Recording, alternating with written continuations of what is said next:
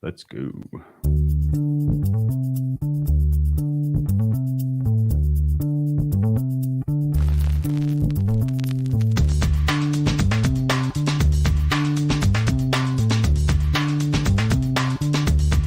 Welcome to the acclaimed podcast, The Deep Dive, featuring your esteemed hosts, Andy Monitor and Drew Dinzik, powered by BETSPERTS.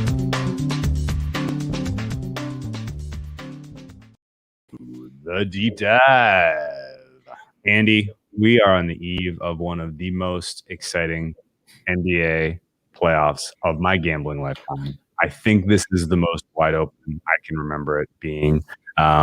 Yes, it is likely that we kind of probably sort of maybe know who the finalists are going to be, but there are great matchups in round one.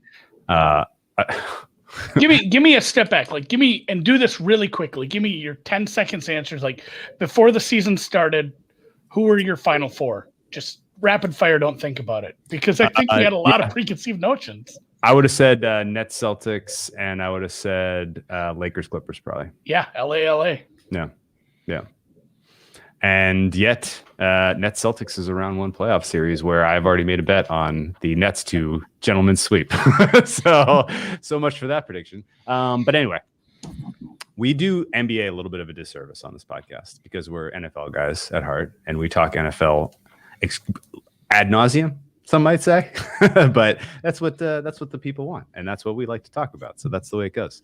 And thankfully, at long last, we're going to do the NBA a little bit of service today, and we are very excited to dive deep into the world of market making in the NBA as we sit on the eve of the most exciting playoffs of the NBA that I can remember. Today, we welcome the head of trading for PointsBet, NBA enthusiast, and rising star in the gambling media landscape, Australia's own, Mr. Jay Croucher. Jay, welcome to the Deep Dive.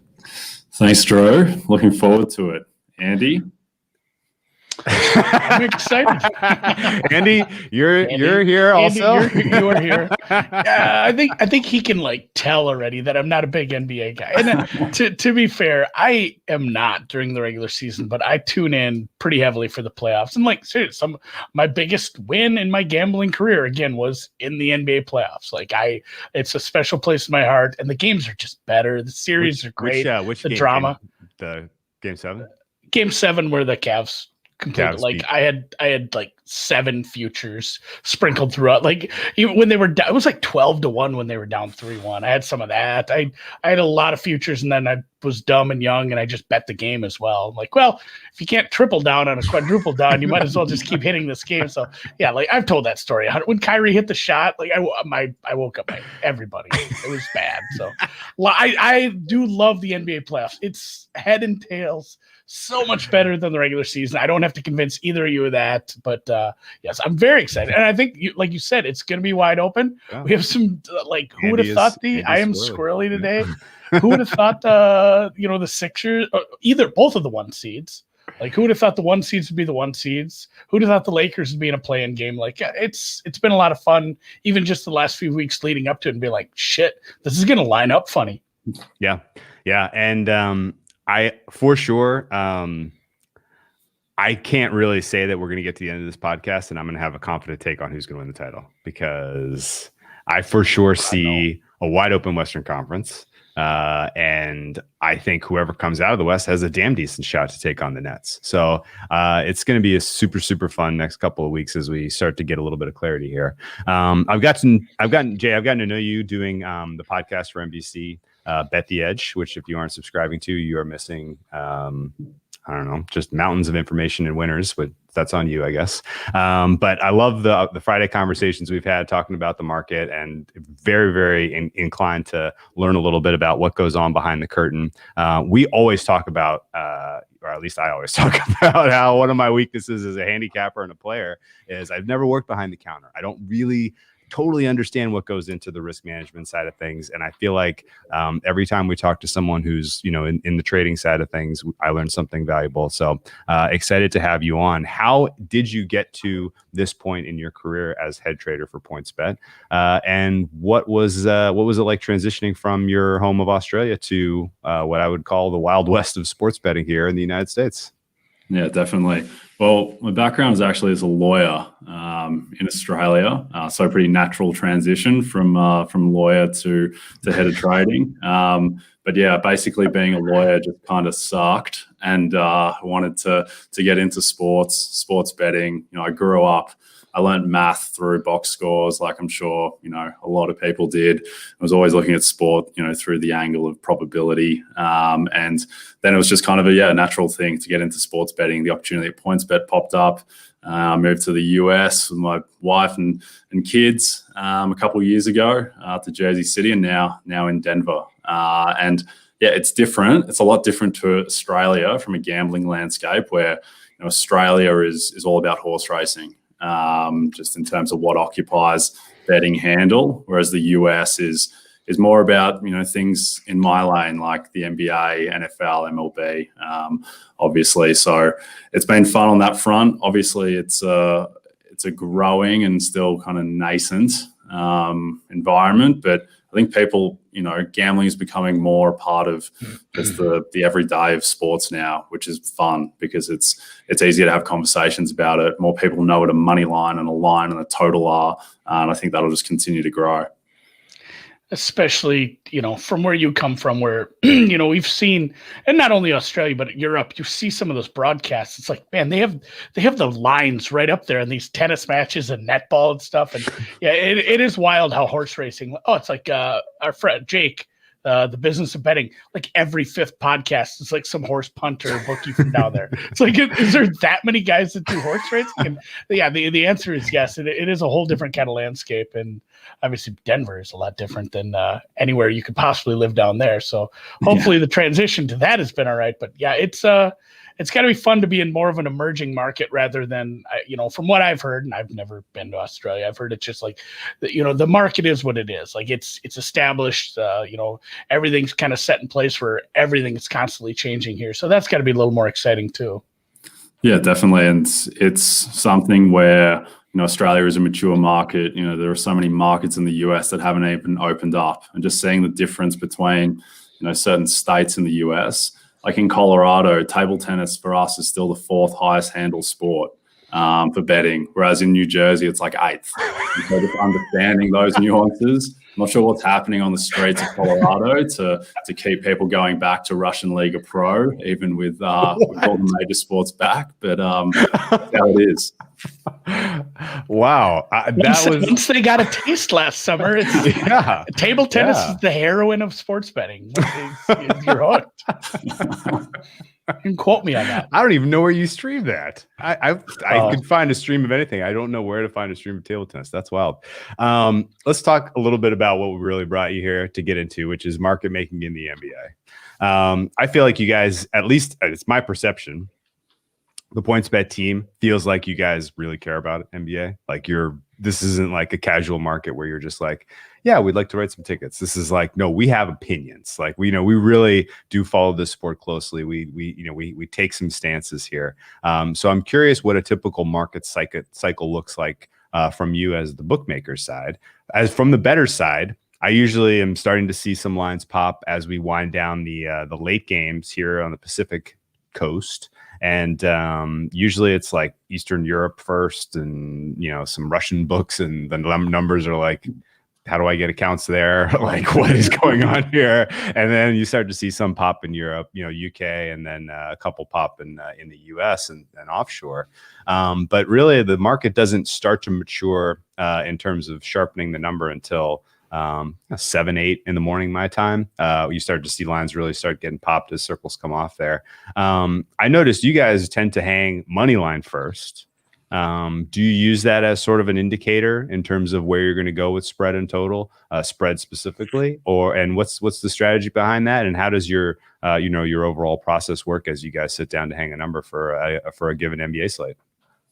We do try to be first to market as close to first to market as we can be. And the way that process works, I guess, is first we look for if there are any lines out there in the market, and we use that as kind of just as context so that we know that we're not 5 points off on a line. And then from that, we'll kind of add our own flavor on it where, we'll look at Trust the NBA traders that they're going to get in the ballpark of what the line should be. With our internal models, we're looking at historical lines. And then from that, we put out a number. And then the reality is that 24 hours out from the game, limits are going to be lower. And we're just moving it aggressively off of sharp money. And we know that, we're protected by the margin early. And then we're just moving aggressively. And then, for the most part, we just want to be up. So if we're eking out a small win on those early lines, and that's good enough for us, because we know that, by game day, when the lines are much more settled and solid and liquid, that's where, we expect to do most of our business. And I mean, you don't have to answer this fully if you don't want to or can't, but you did mention you're looking for other lines out there. Are you taking that into account? Because it just makes me think of the conversation we had with Matthew Trenhale, and he's talking about tennis. I think it was tennis we spoke of, and it was some wild Czechoslovakian, which is not even a country anymore, some Czech or Eastern European book that came out just way before anybody else, and weird limits and some other currency, and is there stuff going on like that in the NBA market? Because it is an international sport, but not to the effect of tennis, soccer, F1, anything like that. Are you seeing weird offerings from other books like that are affecting you or maybe not affecting you? I think the NBA is becoming increasingly global, so there are lines out there all over the place, and we're not just looking for lines from bookmakers either, but, models that are out there and seeing what their numbers are, and then kind of putting it all in a pot and then kind of seeing what comes out. And then, also just being humble about our line, where even if we're adamant that it should be something, we're still going to be pretty quick to pull the trigger on moving an early price off of sharps that are betting it. Yeah. There's a couple of soft books that open some numbers here in the US that I think if your traders got to bet into them, would do pretty decently well, just based on what I've seen your numbers open at. But we'll steer clear of that question a bit and ask you: do your guys update data daily? Are they waiting for games to end so that they can scrape the box scores, clean the data themselves, or are they relying on more longer term numbers in terms of player performance, team performance, etc.?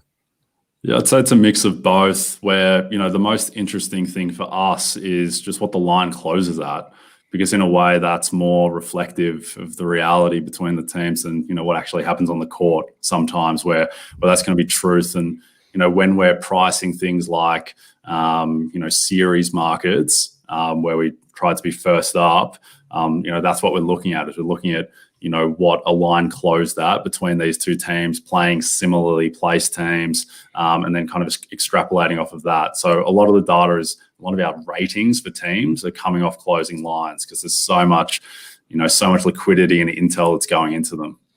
Perfect. Yeah. And, and with the playoffs, that was my big ass point I made off the beginning, how different the playoffs are, especially from my point of view, from a viewer's point of view, especially when you are putting these lines up. Are you looking to get more information from the market than you normally would, as far as, putting out something at a lower limit, waiting for some price discovery to kind of happen organically through a few bets? Is that something you're doing more in the playoffs or less? I'd say that in the playoffs, everyone goes up pretty much straight away. As soon as the matchup is known, people are putting numbers out. So everyone is going up, and then it's just a matter of finding, what the correct price is. I think the playoff series markets were interesting in that way, where they have moved around a ton, where our process for kind of making those is, we're looking at our numbers, but then also, it's me and the NBA traders just going around the table really and being like, what is the price here? And we were way off on some of them, where I was shocked that the Knicks opened favorites as a market consensus against the Hawks. We thought that the Hawks would be minus 130 at open. And we also, even though I like there, it looks like. Yeah, it's shifting back. But at one point, the Hawks got out to kind of plus 105, which I couldn't believe. But the Denver-Portland series as well, it's a strange one, because I think that as a team, we all like Portland in that series, but we all thought that the Nuggets would be much bigger favorites in the market. So it's this balancing act between what you think the price should be and then what you think the market will be. And so we had the Nuggets as more of a kind of minus, getting up to minus 150. Some of us in the team had them, and now that series is pretty close to pick. So that's a really strange one because so many of the ratings are distorted by Murray going out and what that means, and the fact that the Nuggets, they played so well without him to end the season, but how much of that is really sustainable and how much is that just beating up on teams at the end of the season? Yeah, all very fair questions, and we will get into those specifically with you in a moment. You were not the only one to be surprised by the Knicks price. Like some of the numbers that were getting thrown around by our NBA chat, there were a much bigger number on the Knicks. Like we were certainly surprised at what that opened at as well. My two biggest takeaways from what we've gotten so far are: if you're an NBA handicapper, don't wait to see prices. Take the closes, come up with your own numbers beforehand. That if you already have the information that the traders are going to eventually hang. The only things that are going to tweak what you're going to really see between the closes of the previous day and the openers coming out are key injuries, something crazy happens in some game, where some team is playing, or making a couple of small, situational adjustments if you think they're warranted. So there's really no reason to wait once you have the closing numbers before you start to form your own opinions about what the fair price should be. Second key takeaway was we do basically what you guys, the traders, do. We have a couple of dozen active NBA daily handicappers we talk to, and we throw prices out there and bat them around. They're like, oh no, I would have said fair was this. I would have said fair was this on this series. And then sure enough, you can kind of gauge just from the people with the pulse, this is going to go this way. This is going to go this way. And I guess in that process and just generally with respect to NBA series prices, if there's aggressive betting action, if there's people who are, who have strong opinions about this, coming into market, making limit plays, are these your standard NBA everyday handicappers that are coming back and really hitting the series price hard as opposed to just waiting to bet game by game on these series? It is a different kind of better. It's generally going to be a sharper better betting on the series prices, just because betting on a series price shows a degree of patience and waiting for the bet to settle. Whereas, bettors who are betting, 30 minutes from tip, there's going to be, obviously that shows less patience. But yeah, it is different. And that's why we are pretty aggressive to move series prices. But at the same time, we do have confidence. Often we have more confidence in our series prices than our game-to-game prices, just because there's more, a series is going to unfold over a longer sample. And if we have sharps pounding, the Knicks, say that we put the Knicks at minus 125 in that series, if we have sharps pounding that, then we're going to be pretty reluctant to move the price too far beyond that. But surprisingly, sharps haven't really pounded the Knicks anyway, so we haven't had to deal with it. But yeah, that's kind of the process. Real quick, so then is it totally decoupled between what a game one probability would be and what your series price is going to be? No, there is definitely a strong link, and often the series price is just going to be taken from implied probabilities of the games. I think thinking about the Lakers, though, a team like that completely kind of destroys that notion in a way where, the Lakers, they're minus 5.5 against Golden State, in LA. And then a couple weeks ago, Golden State played home to Phoenix, and Phoenix were 4.5-point favorites in Golden State. But we would still have the Lakers very clear favorites over Phoenix. But for the most part, the series prices, they're going to be derived from the game-by-game probabilities. But in terms of our confidence in pricing them, we're more confident probably pricing series markets in a way than random, regular season NBA games. Yeah, that makes sense. A bit bigger sample. You're getting a series, and it does kind of sound like the correlation between money lines and spreads. They're correlated, but they're individual markets, and the same is going to go for that series price in the individual games. There is some, like you said, there's some coupling, but you can't just wildly adjust because you're taking a bunch of money on a series price. And it's funny, like you do say that people don't show the patience. People love a Super Bowl future. Like they'll bet on their favorite team out in Vegas to win the Super Bowl. Wait 10 months. But yeah, the average rec better will not bet a series price because I don't want to wait a week. It's you don't see a ton of that. Hey, Exactly. great question I want to bring up from one of our listeners. What does the conversation look like when your team disagrees on where to open a line? Are there stats or information that is weighed heavier in those instances? And I would even say, are there opinions that are weighed heavier? Like, this guy's got a great read on the freaking Suns. We can't go against his line here. Or, this guy's on a flat out heater. He's seeing the board so well. He knows exactly where the bettors are going to bet. Like, we got to listen to him. Like how does that conversation go internally? There's a lot of back and forth. I think that, in terms of the Denver and Portland series, it's probably a good example where, one of our traders had Denver minus 150 in the series, and then another had Denver minus 125. And then the trader who was more bullish on Portland goes into how, since Nurkic came back at the end of March, the Blazers, I think they have the third best net rating in the league. Their defense, which has been horrible all season with Nurkic and Powell, is actually elite. And then so much of the hype around the Nuggets. Make a very good case. Yes, I know. Like I don't even know this guy, and he's convinced me. Yeah, and then it's like Drew said too. We don't have any experience on that side of the counter, and it's like that would be. I would just want to work there for like a week just to see a couple of those. Like, that's what I want to see, that conversation, a couple traders going at it. And it's like a debate team in high school, essentially. You make your case. Otherwise we can't go with it. Exactly. And in the end, it is a debate, and then it's majority wins basically. Yep. And then there's usually a consensus that will form. It doesn't typically end up with a trader who's adamant that everyone else is wrong. No one's so prideful that they're like, no, my number is right. Yeah, but there's probably a little bit of scorekeeping among traders. Sure. Yeah, well, it's like, oh yeah, Portland should have been favored, huh? Oh, okay, yeah, we'll see about that. Yeah.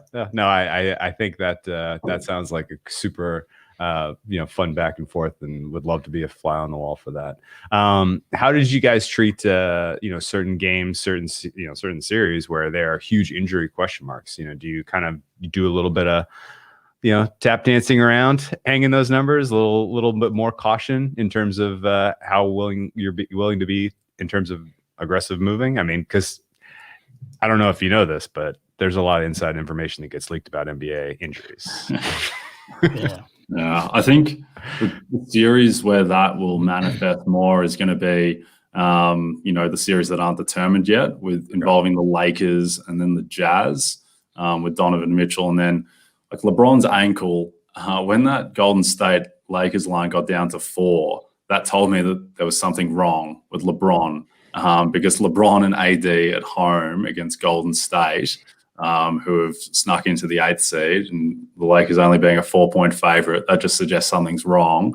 The fact that he's re-injured it twice and that he didn't come back as scheduled in that game against the Knicks or the next night initially, there's a lot swirling around LeBron. And so that's the difficulty because even if they win tonight and they get Phoenix, as we expect, so much of that price is going to depend on how LeBron looks, where that price could be anywhere from, potentially minus 140 to minus 250 against Phoenix. Wow. And it just all depends on how they look, really. If they blow out Golden State by 25, then all of a sudden that changes the entire complexion of the playoffs.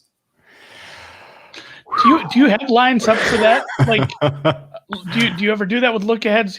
We still have to decide who's playing, but if I went to PointsBet right now, is there a lineup for the Lakers in that hypothetical game that would occur? Yeah, often. Are you ready? I mean, if it's not, are you completely ready to line that if everything goes according to plan? Yeah, so it's more behind the scenes in that we're preparing for what we think the given lines will be. So, for instance, I would say that the best guess is that the Lakers would be on average around minus 200 against Phoenix. But we're prepared that if it's Golden State, then Phoenix will be in the probably minus 250 range against Golden State. And, these are numbers I'm just throwing out there. We'd go back and forth and do the round table to further refine them. But that's what we're kind of doing, is we're preparing for what we think the ballpark will be. And then the games and the injury news and the further discussion will get us to the point where we're comfortable going up with a number. Boy, I think you're muted there, Drew. You are muted. Well, I was you know, muted. yeah, you did, and you brought this up too. You said, well, and you said it's a different kind of better betting the series prices, which totally makes sense just logically, but in general, the handle you're going to get, I mean, how much bigger is it for the playoffs just because it's the playoffs? And is it a different, again, the same kind of question, is it a different brand of better you're seeing? And are you moving differently based on the fact that you might take really heavy volume on a team, but it's like, it's the playoffs and this is all rec money. Like, do we, are we treating it as we took twice the handle on this game than we normally would, and we're not going to be quite as reactive because it's just twice as much rec money? Is it completely different as far as how you're moving based on handle and where it's coming from here? We basically never move prices based on weight of money, just solely weight of money, weight of recreational money. Like in the Super Bowl, like around like almost 95% of our handle was on Kansas City, and we didn't move the line because we're comfortable with the line. That's a extreme example because it's the Super Bowl and it's such a liquid market. But at the same time, like, you only really need to be moving a line based on weight of money if you're worried about the result putting the company out of business. Because you get to keep writing bets. Even if the decision doesn't go your way, those guys are coming right back to the next day. They're going to put that money right back in the pools. What about sort of the liability of being off market? Does that change? Is that part of your decision making on something like that as well? Like, you don't want to be the guys that are hanging Lakers -4 when everybody else out there has 5.5. Yeah, we don't. No, we're generally just looking to get the best price based on everything that's available to us, and then we just live and die with that price at the end. Occasionally, we will go off market in really kind of rare circumstances, and that's not usually going to be game to game. It'll more be with less liquid markets like player rewards markets. Yeah, like 6 man of the year sort of stuff. Yeah, like 6 man of the year, where we offered best price in the universe, Jordan Clarkson, all season long, and hopefully that's coming in our favor now, though it's not home yet by any means for Mr. Joe Ingles. What's the current temperature in the trading room on that one? It's hot. It's hot. It's been hot for a while. Just not so much that people are worried, more that people are anxious. Because we did take a really strong position. This is true. Right now we have our traders listening to Italian podcasts, trying to translate Italian. The guy listening doesn't understand Italian. He's just taking his best guess because there is an Italian voter for 6 man of the year. So that's the level that we're going to for this 6 man of the year market at the moment. Gorlami. Yeah, that's wild. It's like when we talked to Dylan. We did an interview with the bookmaker for the draft, and just some of the stuff that you guys have to do. Like, you just sitting there searching Twitter constantly, looking for draft news and stuff. Like, if you don't stay ahead of something, you're gonna get it's like you said, you're worried about the company getting going under. Like, not to that extreme, but if you're not staying on top of stuff, things go poorly for you. Mm-hmm. It's mainly with the lower tier stuff, where there's news of an entire team being sick and about to pull out. There was a Copa Libertadores game, I think yesterday, where that came into play, and all of a sudden scrounging through Spanish language Twitter, trying to find out what's happening to reserve goalkeepers. That's kind of the weirder side of trading. Nothing will top the Russian series 1 last year during the pandemic, when the entire senior team got like COVID 14-year-olds. and they trotted out the 14-year-olds. Yeah, those played the game. South America's wild. There was a game where a bunch of places opened, and then like 10 starters on the other team had COVID, and that line was, and it's funny too, all the closing line value in the world, that game ended in a draw. So, so in general, in summary, you basically, all the action that you write sort of the last hour before tip in the NBA, you assume is plus EV for the house. And sometimes you'll take a stand where you'll be lopsided and you won't move the number. Have you gone through any cycles where you're like, that happens a couple nights in a row or a couple of times in a row on the same team, and you take the worst of it and you're like, all right, guys, something's going on here? Like, have you gone through any of those in this season in particular? Not so much this season. Like the last hour before tip is just so liquid and so reliable for closing prices. Where unless there's injury news in that last hour that is really all of a sudden moving the market, we're generally just going to stay pretty close to the consensus with maybe some tweaks. But there is one example actually where we did depart completely from market an hour before tip or in the hour leading up, where it was in the finals, actually in the Toronto Golden State finals, game 3, where Klay Thompson all of a sudden gets ruled out, I think 45 minutes before tip. And the Warriors were still, I think, 2.5, 3-point favorites against Toronto without Durant, without Klay Thompson. And their team was basically Steph Curry, Draymond Green, aging Andre Iguodala. I think they might have started Alfonso McKinney. And our traders, we just couldn't believe that wasn't Andrew Bogut still? Maybe some Looney? Yeah, definitely some Looney involved. Or DeMarcus Cousins was also involved. He became a big part of that game.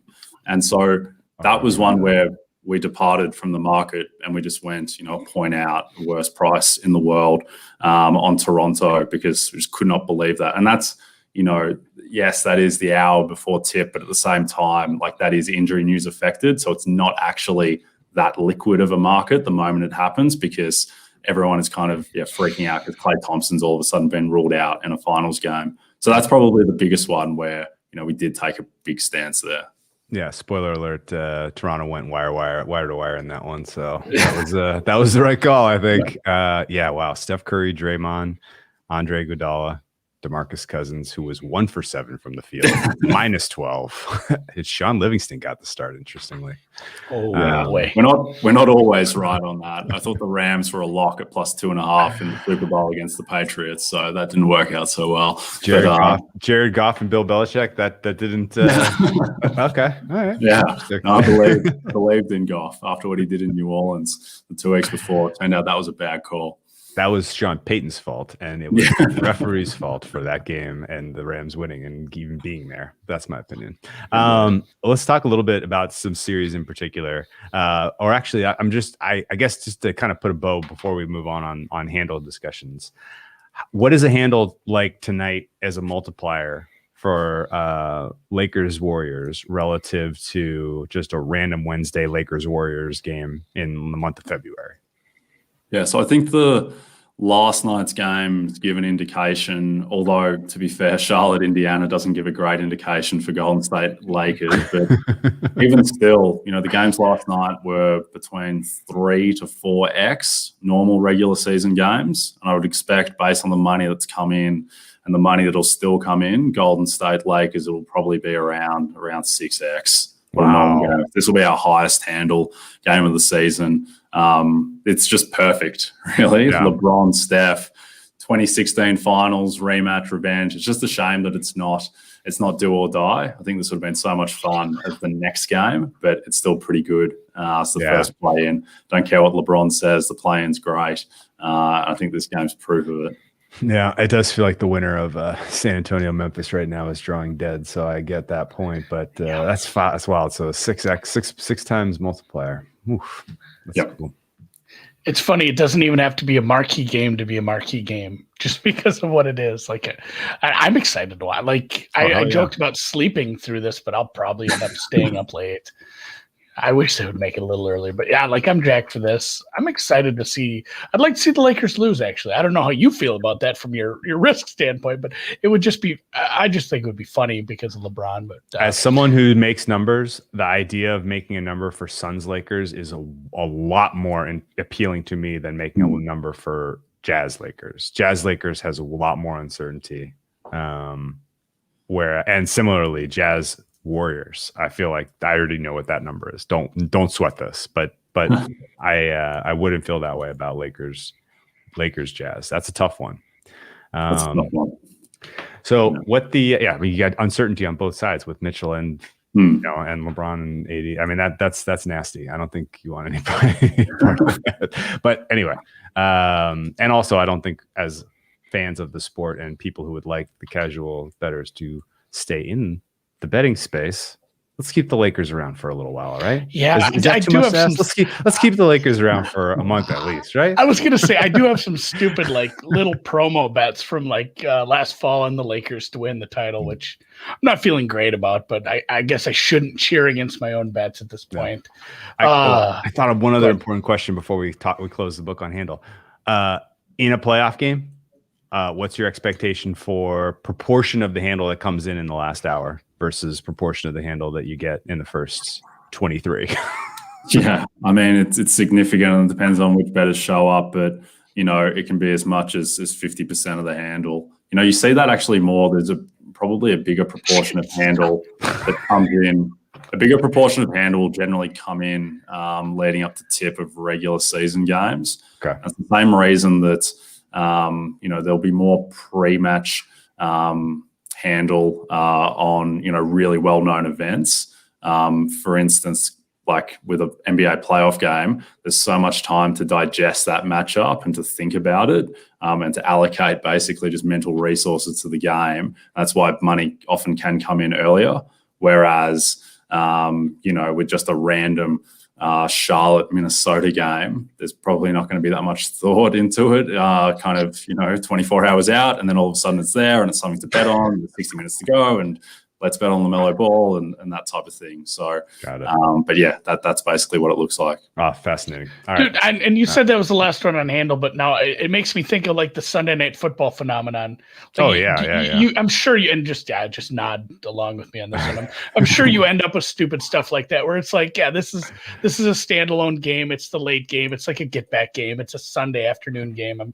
I'm sure there's just dumb handle on like awful games like that. Like, it's Minnesota and the Bulls, and we're taking a lot of handle because it's at a weird time, which is just blows. That just it speaks to the appetite for the recreational gambler just to have some action on a game to enjoy it.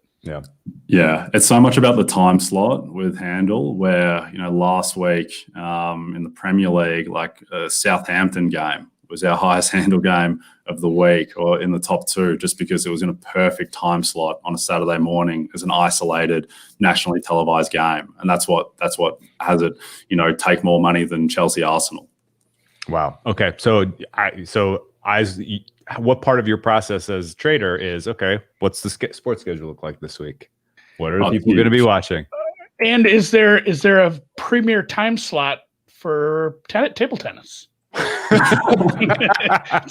to call back. The premier time slot for table tennis is like 3 a.m. 6 a.m. Yeah. Basically that. Yeah. Excellent. But no, it's mainly working closely with the marketing content teams around just promoting what games we expect will take more handle. Lakers Warriors obviously speaks for itself, but yeah, sometimes Southampton you need to study in advance. Interesting. Okay. Speaking of Lakers Warriors, what kind of consensus did you come up with in the trading room for how to deal with the home court advantage in the play-in and in the playoffs broadly, as well as adjustments for totals reflecting kind of a playoff defense and pace expectation? So on totals and pace, so generally from the regular season to game one of a playoff series, you usually lose 2 possessions. Right. It gets lower, and then 2 possessions is 2.2 points off a total. But the really interesting thing is what happens throughout the series. And from game 1 to game 7, you lose 4 possessions per game, because I think, and there's a lot of kind of theories behind this, but I think teams switch more as series goes on. There's more scouting of teams' actions, and they're shutting them down, so you're getting deeper into the shot clock, all that type of thing. And so the difference between a regular season game and a game 7 is 6 possessions, which is really significant. And that's why game 7s, they are kind of, they're described as wars and slogs, and they are, and it's proven in the numbers.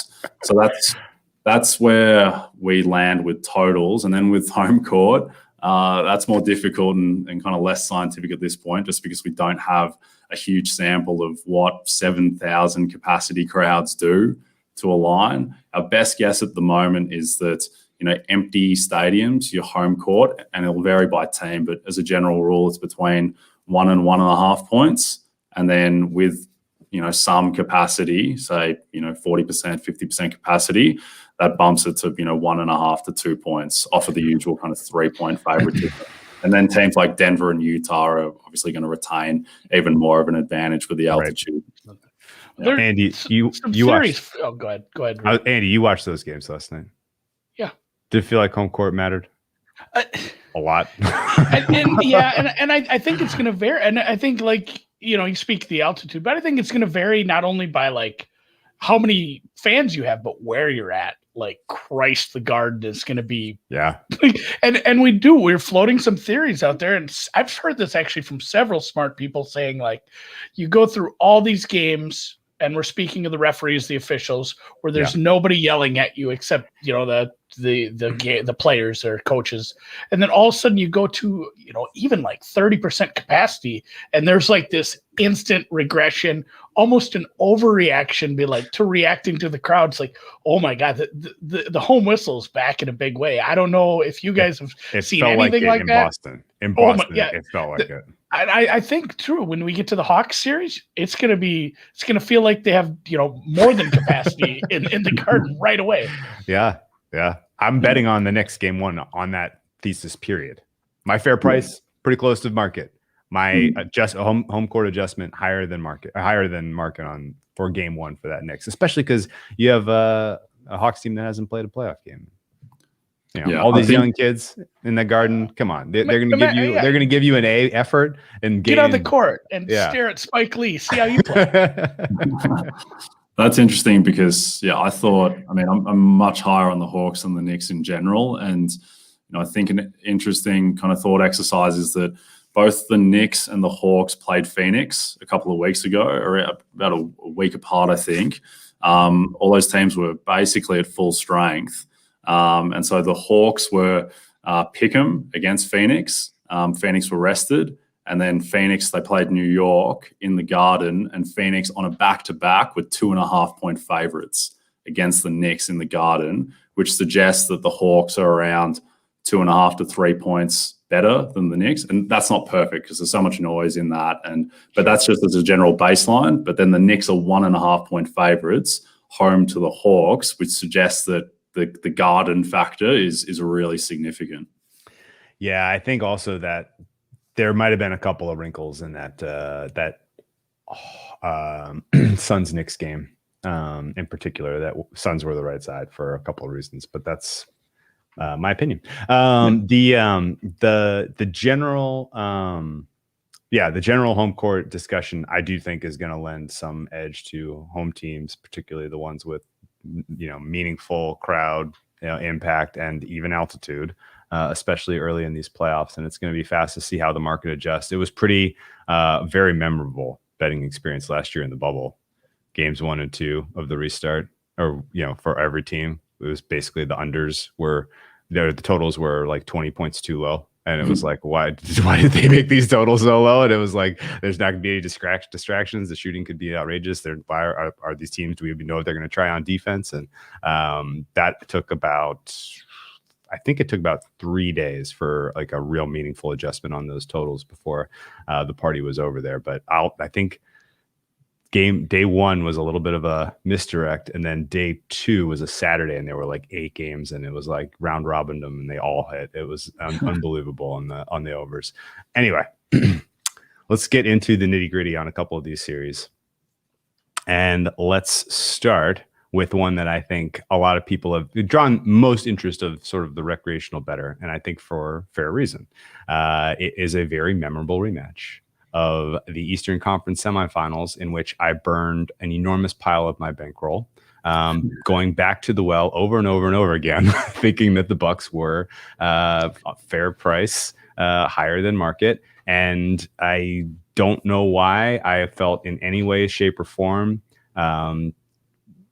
confident that Budenholzer was going to finally make an adjustment for the first time in his career. Lo and behold, he didn't. And the Bucks lost. People pointed to rotation wasn't short enough, blah, blah, blah. It was very straightforward. He got his lunch handed to him from a coaching standpoint by Spoelstra and what they were doing on the court, I thought.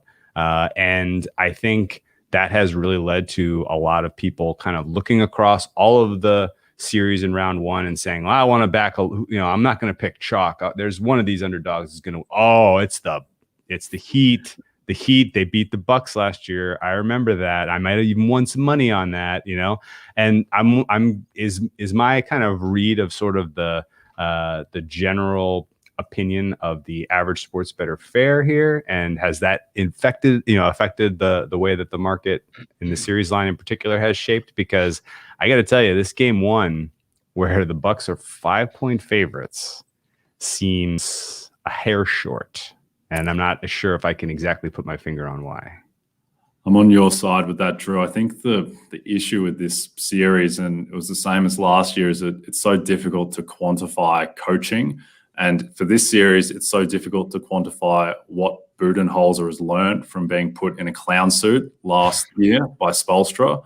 And look, I think that the Bucks are different this year. They've trialed a lot more switching. They're much more versatile. Having Holiday in for Bledsoe in the playoffs, I think, is much more valuable than the depth that they've lost. When you consider they also, have picked up PJ Tucker, DiVincenzo's gotten better, and the Heat just aren't that good this year, really. They're just not. And and it was the same last year as well during the regular season. Where I think we were kind of taking on Miami each round of the Eastern Conference playoffs and were burnt 3 rounds in a row. But I think the thing with Miami last season is that they were a new team in the bubble, because they had guys like Tyler Hero and Duncan Robinson who had basically had off seasons to improve. And then they came back new players, and Dragic was playing at an all-star level, which he's not out at the moment. They had Jay Crowder, who's a lot better than Trevor Ariza. And I think that this is it's a different landscape for this series. The reason the price on Miami is relatively short is for the reasons you said, that, people are backing Miami, and there's also just not that much of an appetite for sharps on the other side for Milwaukee, because the price is still, it's still minus 275. It's fairly short, and there's just apprehension around Budenholzer, I think. Yeah, there might be some NBA sharps that are not willing to get involved in this series at all, in fact. You talk about people having, the whatever bias you want to call it, just that confirmation bias from last year. Like, I made so much money on the Heat last year. That's such a good playoff team. Butler's going to be playing all these games. You have the exact opposite. We're like, fuck the Bucks. Like they bet me over and took all this money from me last year. Like it's hard because it does affect you. Yeah, no, I mean, my opinion of the Heat was very, and of the Bucks. Your points are completely fair about the Bucks improvements, but still, like, time and again, Bucks play the Lakers. What do? They give up just gross wide open 3-pointer after wide open 3-pointer. The Lakers aren't even trying to get to the rim, and that every fake out, they just crash in the lane. And it's just like, what are you guys doing? Like, they're obviously playing for the 3-point shot, and you're giving it to them, and it was just destroying them. And then on the flip side, you put a little bit of defense on their transition, and you take away that part of their game and force them to run half-court offense, and the offensive efficiency just absolutely tanks. And so it's like, well, Budenholzer hasn't learned anything. Like, he's, the blueprint of how to beat this team is still right there for the taking. And by the way, who did it? It was the Heat last year. And so I get why, if the Heat were playing anywhere close to the level we saw from them in the bubble, that they would be the side. But you're absolutely right. We haven't seen it. And I went pretty hard to the wall, expecting the Heat to be able to win the Southeast, mid-season, as they were finally getting healthy and getting guys back from COVID. Did not come to fruition. And I thought they were going to be sort of the outsider darling that had a chance to challenge the Nets in the Eastern Conference. I do not think that now. And I will be damned if I got buried by the Heat last year backing the Bucks, and then flip sides to the Heat this year and get buried by the Bucks backing the Heat. That's the worst. That's the worst feeling in the world. So easy series for me to pass, even though I think fair price game in, game out for the Bucks is probably a bet on. Yeah, I think there's just something wrong this year with the Heat, in that there's just a lot of Trevor Ariza and Kendrick Nunn going on with this team that there wasn't last season. And there is obviously a stench around the Bucks that what they've done in the playoffs with those failures, being the 1 seed 2 years in a row, and then also just you watch Bucks games and it becomes the Chris Middleton mid-range pull-up show at end of games, and it's much more difficult for Giannis to create, and whatever that actually means in terms of analytics, that is what stands in the minds of bettors, and that's why that people are largely staying away from the Bucks price, even if it offers a smidge of value, perhaps. Yeah, if the Bucks finally put it together, and all it might take is Giannis getting a regular season whistle in a playoff series, and they might be good enough to get past a true contender in the East. But if they do it, it's going to be without me, and that's I've come to peace with that. There's other games to bet on. You'll find something to gamble on. It'll be fine. I'll let you expound a little on this coaching question that you put together, but it kind of makes me think about, again, like, you got Drew handling NBA all day, every day. You got casual Andy, who's excited about the playoffs. And I get to think about coaching. And Tibbs comes to mind right away, because it's like, wow, I'm a Timberwolves fan. You know how I feel about Thibodeau. Like, the guy's a bum. But, and I wonder too with, Monty and Quinn too, with all this steam and heat and excitement about these guys, like, oh, these are elite coaches now, and look what they've done. Like, are you having to make adjustments? Are you seeing silly adjustments in the market? And then Drew is asking between Nate and Tibbs and the actual series, like, is there an actual will coaching play into some of the expectations there? But I mean, are you guys personally, that's overarching, are you doing anything with coaching as it goes through the season or even into the playoffs here? It's tough. The difficult thing is just separating what works for a coach in the regular season versus the playoffs. I think McMillan is a good example of that, where obviously he's done a great job with Atlanta. He's also been horrible in the playoffs with a lack of adjustments previously. Thibodeau as well has the reputation of a regular season coach. The guys who have really made adjustments in the playoffs previously are coaches like Rick Carlisle, like Eric Spoelstra, where maybe they get a boost, but it's very difficult to project just in a given series. Like Ty Lue was incredible in the 2016 finals. He pulled every, correct lever, but and I don't think he's not thought of in the same breath as Carlisle or Spoelstra as a playoff coach, certainly. And even, last year when Quinn Snyder went up against Michael Malone, I think everyone would kind of consider Snyder to be the better coach, but Malone probably got the better of him in that series with the adjustments that were made. Though at the same time, if Conley's 3 rims in Game 7, maybe that isn't the kind of takeaway. But it's very difficult to factor in coaching. Freaking massive too. I don't know. You can give Malone credit for the adjustment of, Gary Harris is healthy. We have him so he can play defense. And that's the thing too. Like, some teams just have the roster that's set up like, oh, I don't even have to think about how to set up my playoff rotations. Look at my effing roster. It's set already. Like, I'm going to make these small adjustments that any decent fan of the NBA could make. And like, we're going to play this guy more, play this guy less. And it's going to work. Like, sometimes it does come down to like, oh, the roster's there. And a good coach can have, a roster that might not be as, able to make those adjustments, because the big adjustment is your rotations for the playoffs. And you do, I mean, you still see coaches like, man, you had the roster to do this and you bottled it. I think I almost treat coaching in any sport more as a negative than a positive. Like, everybody knows the good coaches are good. Like, you don't have to tell me these good NFL coaches are top 5 coaches. Like, a lot of times we attack guys that, like, this guy can't make adjustments against this kind of offense, or, whatever. Like, I'd rather attack the bad coaches, like some of the guys that you picked on there, for sure. Yeah, like, he is even as good. Even I've heard people make the case that Brad Stevens has the coaching advantage over Steve Nash. And number one, we don't know that. And number two, I don't think Steve Nash is really sitting up late at night like, oh man, my end of game didn't work. My end of game offense was poor. I think I'm going to go from Durant has the ball to Harden has the ball. Yeah. Okay, that's what I'm going to do. Like, okay, you don't need to be, a PhD in basketball science to be able to come up with those adjustments. And on the flip side, if the Nets decide to play zone defense, Brad Stevens still hasn't solved that. We're still waiting for the answer, Brad. Brad, zone defense. What are you going to do, buddy? He just sits there and scratches his head. So, I think Andy's point is correct that there are kind of specific coaching limitations that hold teams back, maybe more so than good coaching helps give teams an advantage. And then similarly, I would almost say coaching, to me at least, matters more in like the fabric of a series than it does in the preseason, pre-series pricing of win probability, right? Like in the adjustment standpoint, like if things are going sideways for the Heat in game 1 and 2, is Spoelstra going to have a couple of good tricks up his sleeve to get the Heat back in game 3? Yes, he is. I can pretty much promise you he's going to have some surprises. It'll be interesting to see what he comes up with.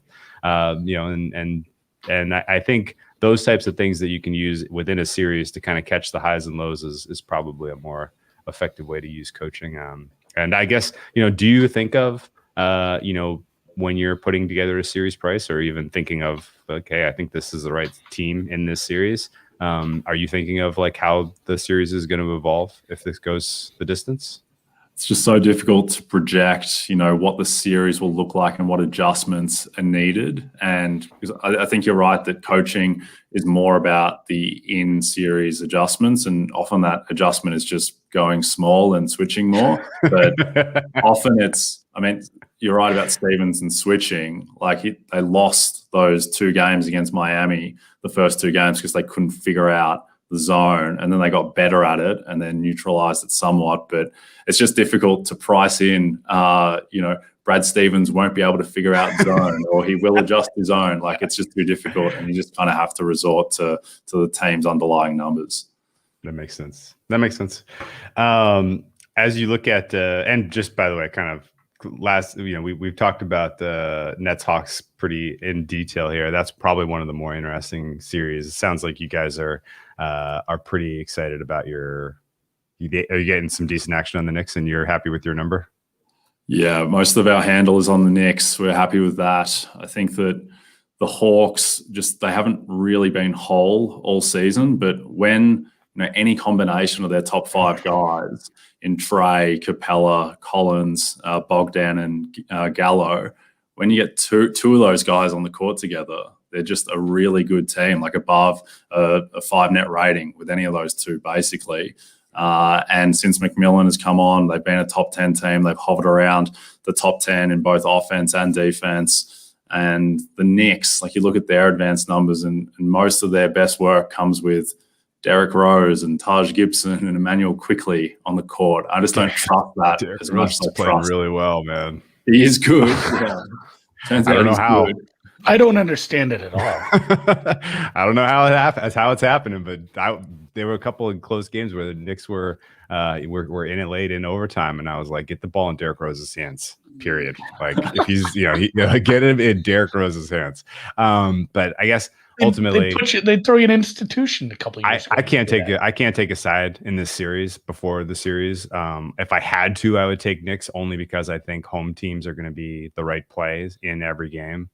You have so many young players, so much playoff inexperience, and just the general kind of the way I think home court is going to matter. Is going to be for this exact type of series with all these young and experienced players, more so than a series like Denver, Portland, where those guys have played in some big playoff games. Like they're not going to be especially shook, by all of a sudden crowd noise is a big part of it. And I guess as we pivot to that series specifically, it sounded like you were making a pretty decent case for Portland being a bad matchup for the Nuggets, and we share, or at least I'm invested in that thesis in general. I would have told you that, were they perfectly healthy? Were Jamal Murray available? Even Will Barton to that, for that matter, then this is wrong team favorite as I'm looking at the current kind of market numbers here. But with the way that the Portland Trailblazers have played of late, and the fact that you have, at any given time, you have the 4 next best players on the court after the MVP in Jokic. It's, to me at least, this looks like a pretty solid opportunity for Portland. Maybe the best they could have hoped for in terms of their playoff matchup. I guess it almost feels like it's not the Nuggets year. No Jamal Murray. We got Jokic and MVP. Let's run it back next year. We'll be healthier. We'll be better. That'll be our shot. And they're going to be contenders for years to come. So I can kind of understand that there's a little less urgency for the Nuggets in this series and in this playoffs.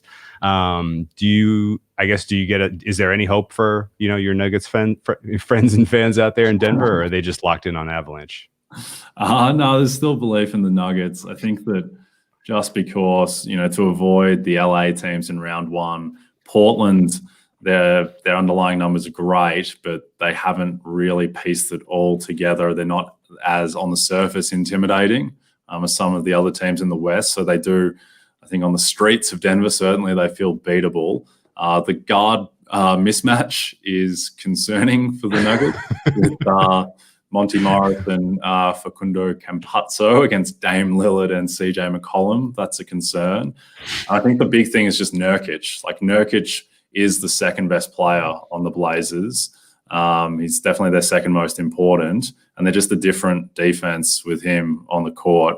They're a tire fire without him, and then when he comes on the court, they turn immediately into a top five level defense. And I don't like 5-man unit stats too much because there's generally a small sample and there's a lot of noise.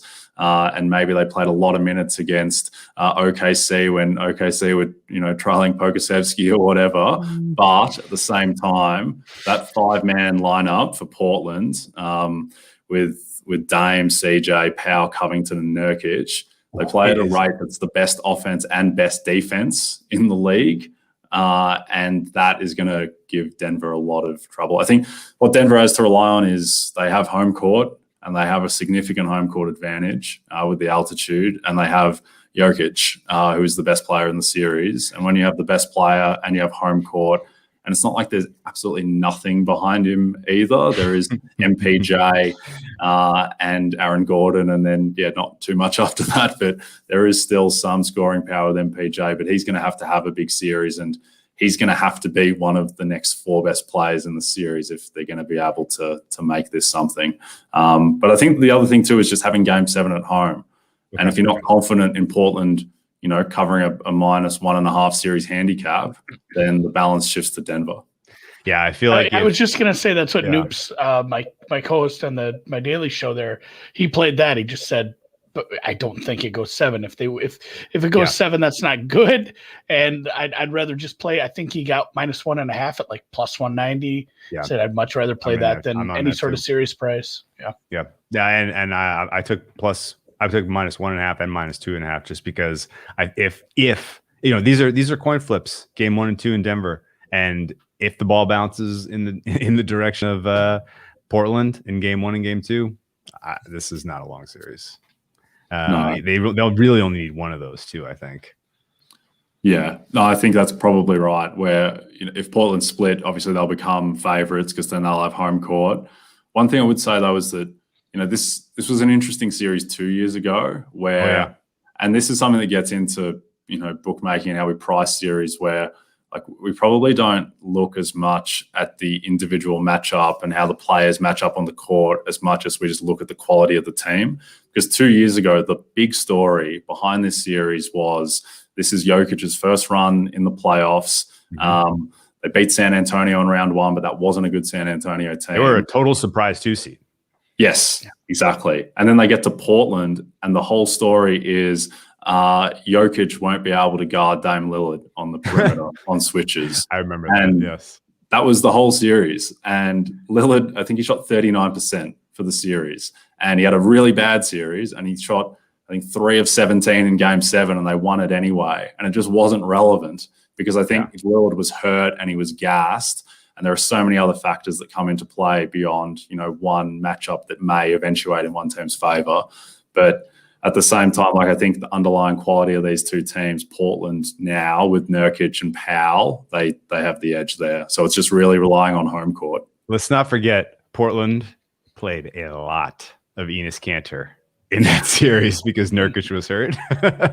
I don't want to see much Enes Kanter in this series, by the way. If there's a lot of Enes Kanter minutes, I'm gonna be sweating. But that series had one of the single best playoff games of the last 5 years. That Game 4, game 3 or 4. It was in Portland. Went 4 overtimes. You off the top of your head, how many minutes did Jokic play in that game? He played 60. He plays 60? 4 minutes. 60. He basically played 2 games. He played 2 games. That was before he lost all the weight as well. It was. Yeah, I was going to say, he just gets carrying. That's got to be, his knees had to be iced for a day. Yeah. That must be awful. 2 other X factors that got me on Portland, and this is really the only significant position I took so far in the playoffs, to be honest. The fact that Jokic just played as much as he had this year is a concern if this goes long, if this turns into a grind. He led pretty sure he led the NBA in minutes, and I don't think it was close. He was out there every night playing a full load, and that's got to have an impact at some point, especially if he is the guy carrying the offense in this series. And then the other X factor, I'm not buying MPJ just yet. His offense is too one-dimensional, man. Like, the deeper you get into the series, you brought up the switching and the defensive adjustments that coaches generally go to. I feel like we saw MPJ fade into irrelevance last year in the playoffs, largely because teams figured out, oh, this guy's not going to pass. Like, he can't make the pass. He can't find the open guy. He's not going to create for anyone but himself. So, you can kind of key on him and say, okay, well, we'll put our best defender on him, and or we'll double him every time he has the ball, because we know he's not going to make the right decision. He's just going to try to force up a shot, right? And then if he's a defensive liability on the other side, and he's defensible on offense, then he's just not going to see as many minutes. And I worry if you're leaning too hard on that if you're the Nuggets in this series, because I do think if I were to say, well, what is his impact, player impact, or his just his points as the series goes on, it's going to be it's going to tail off as we go deeper into this thing, if it even becomes a deep series. But that's, again, my opinion. Drew, go ahead. Yeah, is there a rebuttal on MPJ? MPJ, he fits. You have to defend him a little.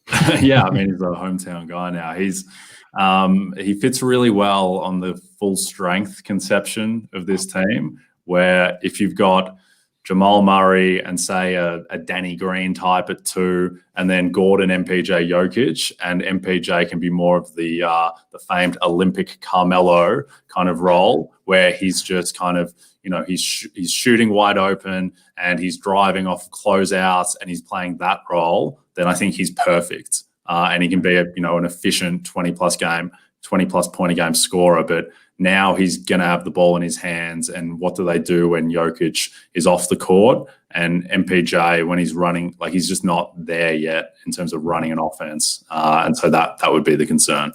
Yeah, I think ultimately that this Nuggets team, I mean, again, I'm hopeful that they flame out in this playoffs and that the market is a little soft on them next year, because they have the bones of being like a legit contender next year in the playoffs, especially as LeBron gets older, and who the hell knows what happens with the Clippers where they're at. But yeah, it's an exciting future, and I think highly of him as a future prospect, but just not in this series with this team. Yeah. You brought up the the series price. You played the series handicap. We talked about series prices earlier. It made me think, and Drew has some questions in it as well about the Jazz as far as the future. Are you taking much action on futures right now to win the conference, to win the title? And if you are taking that, are you just pretty happy that you are, because you're pretty happy with your numbers, or at least happy with where you've placed yourself with risk concerning other futures you already have? We're pretty happy with where we sit on that. I mean, we're lucky that we're in the New York, New Jersey markets. We've taken a lot of Knicks money for futures, which is nice. And then a lot of money on Brooklyn as well, but the price is so short there that we're okay with that.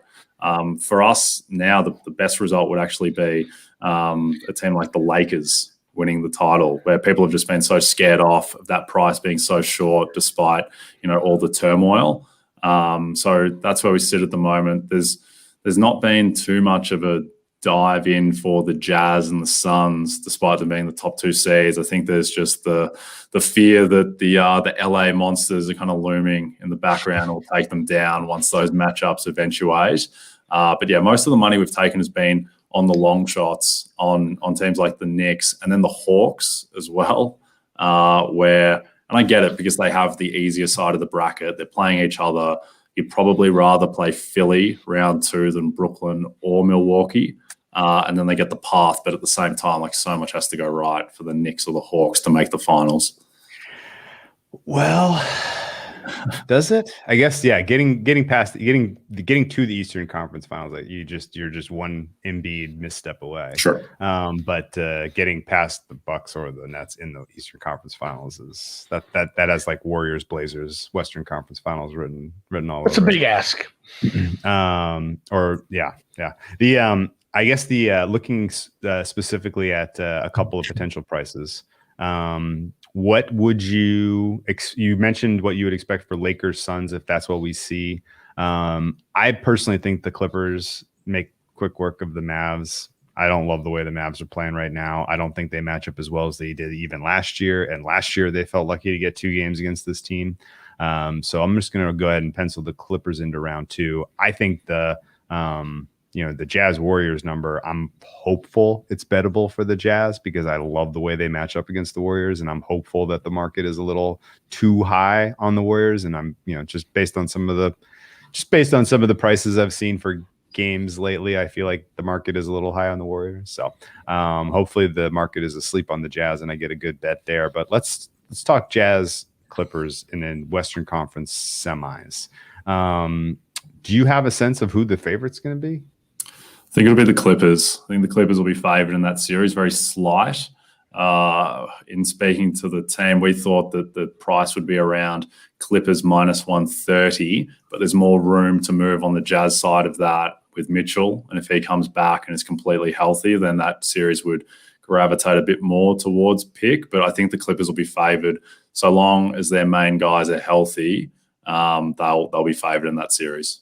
Okay. Do you know about if everybody's healthy for the Lakers, what a Lakers-Clippers Western Conference Finals might look like? Yeah, so that's the interesting one where there's like either team could be favored, and it could get to the point where the Lakers are, reasonably significant favorites if everything breaks right. I think the Lakers' ceiling is probably around minus 150 as a favorite, and then. Because the thing with the Lakers as well, because they've gotten into the easier side of the bracket, assuming they beat Golden State, there's a chance they can make the Western Conference Finals with LeBron still not being 100% right. And if that's the case, and if he's, limping around as they beat Phoenix in 7, then I think the Clippers would be favored against the Lakers very narrowly, but favored. But I would expect that the average price in that series would be, because if the Lakers do get to the Western Conference Finals, it probably implies some degree of health. And so I think it'd be that minus 130, minus 140 range, Lakers favored. I get that. I guess it wouldn't shock you probably if you woke up someday during this playoffs and all of a sudden the Lakers were the same price they were in like February. That implies that implies he's going to sleep during. No, I mean I kind of feel like that. Like that is the risk of writing tickets for Lakers at any price right now, is that if they're healthy, we know what the price should be. It should be around 2-1 to win the title. Like we saw this team and how good they were early this season. And I'm not sure how anything has changed if these guys are healthy. So fascinating general concept there. One more price. I'm just curious. What would you make? Let's get to the finals. What do you make Joe Ingles finals MVP? 3-1. No, I think Joe Ingles finals MVP, that'd be pretty low. We're in the 500 to 1 range there. He's lost a lot of steam lately. Okay. So after staking all of this, this social capital on Ingles will be Sixth Man of the Year and him winning the award, you're going to give the bettors a chance to take home Finals MVP at 500-1. That seems like a fair play to me. It'd be magical. It'd be truly magical, and give an extra kind of dimension to all the Joe Ingles jerseys I've got in the shopping cart, waiting to pull the trigger on if he comes home with the Sixth Man. Yeah. Okay. I do have a serious. That was a silly question, but I have a final serious question for you, which is, if the Nets get to the finals, which let's just assume because it's seems pretty fair. What is the optimal matchup from the West that gives us kind of the biggest kind of entertainment? As we want a 7-game finals, man. Is it Lakers Nets, or do you think that there's potentially a more entertaining matchup? It's Lakers Nets, and that series, if the Lakers are full strength against the Nets, that series will be very close to pick. And the Nets will be, well, the home court, pick -2. Yeah, that would be cool. In terms of just talent matchup. That might be the best that we've. Well, I mean, LeBron's a bit older, but that might be as good as we've gotten. I'd feel better about the Lakers if they didn't have Drummond, where they might. He's starting tonight. What is going on? Why are we doing this? Might make the Lakers' favorite if Drummond gets injured, but no, I think that, and also I think Clippers Nets would be immense as well, and the Nets would be favorite in that series, but it'd be close. And if the Clippers get there by beating the Lakers in the Western Conference Finals, then that would be pretty appetizing. But for that big three of the Nets to go up against LeBron and AD, that would be pretty special, I think.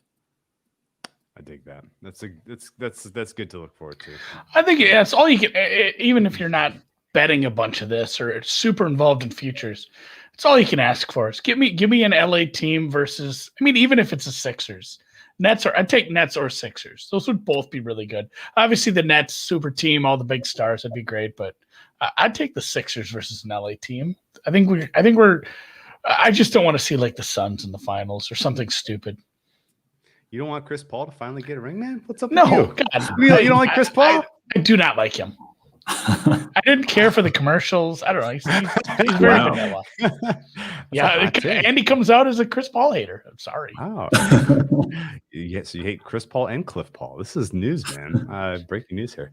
All right, well, let's wrap it up here. This was an incredibly fun podcast, and I learned a lot, as always. Appreciate all the insight and your willingness to kind of give us a glimpse behind the curtain. Anything that you have especially cool coming up that people should follow you and check out? Yeah, so we're doing a lot of promotional markets during the NBA playoffs and NHL playoffs. One thing we're doing at the moment is we're offering no juice spread lines in Colorado, Michigan, and Illinois. So we're completely taking the juice out there. And then we're looking to offer kind of reduced prices as well in all jurisdictions to varying degrees. So we try to offer the best odds, and so that's what we're doing. What would be the theoretical hold on a market like that? Well, it's zero. Yeah, zero. Yeah. Break even and hope the it seems low. I like it. Yeah, so that's on the spread. So hopefully we'll win money on the kind of total and money line and elsewhere. But yeah, as kind of an acquisition push, we've gone no juice in those jurisdictions on the spread. You know what? Bad job by me. I should have freaking led with that. My God, that is a great promotion, man. Good on you guys. What states was it again? Colorado, Michigan, and Illinois. Illinois. Yep, those three. Yeah. Why not Iowa? Just the time. Where are you guys now? We're also in Iowa, New Jersey, and Indiana, with hopefully a few more to come. And we'll look to give, to balance out and kind of build some promotional markets for those jurisdictions as well. But we've just started off with these three. Okay. Cool. Well, cool. I appreciate all the information today, and I look forward to talking to you on the PointsBet Bet the Edge collaboration that we're going to do on Fridays going forward. So, keep up the good work. Yeah, awesome. Appreciate the time, man. Thanks, guys. That was fun. All right, take care. Oh, we keep forgetting to change the song. You two Yeah, gonna this- guess again? We'll have super producer Dan work on that. Okay. Yeah, we got to clean up the whole banner situation over here in general.